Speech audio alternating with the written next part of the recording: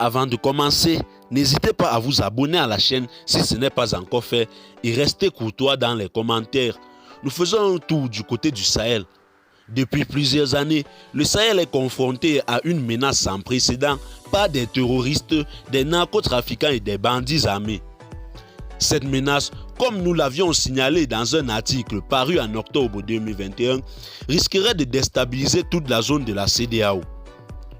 Le monde entier, à un moment donné, avait laissé les réseaux criminels à bien s'implanter dans le Sahel et tisser des liens avec les groupes terroristes pour prospérer les trafics illicites tout en gardant les pays côtiers comme leur zone de transfert monétique et d'armement.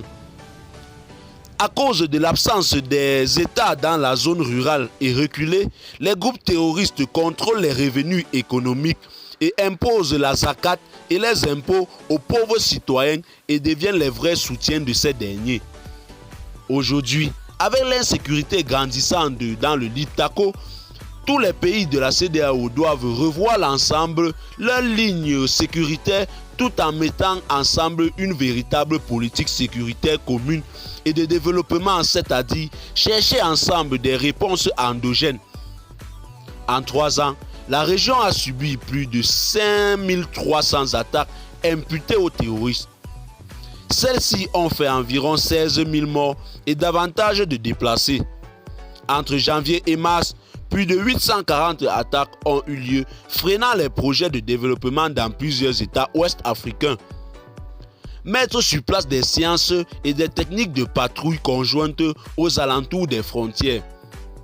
Les pays côtiers doivent s'inspirer de l'exemple mauritanien pour stabiliser leur territoire. Nous vivons aujourd'hui les conséquences de la politique sécuritaire de nos États.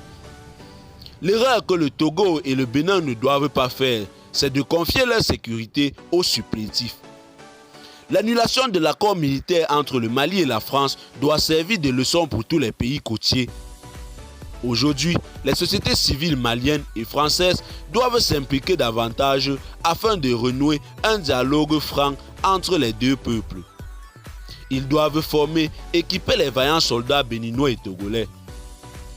Ces pays côtiers ont toujours considéré que leur territoire était juste des zones de trafic et de passage pour les terroristes. Il faut que les pays s'engagent dans la droite ligne d'éradiquer le terrorisme ensemble. Créer des échanges d'informations entre les différents services de renseignement sur les nouvelles recrues et les mouvements de ces groupes aux alentours des frontières de Liptako et du lac de Pinjari. Eh bien, chers téléspectateurs, c'est tout pour cette note d'information.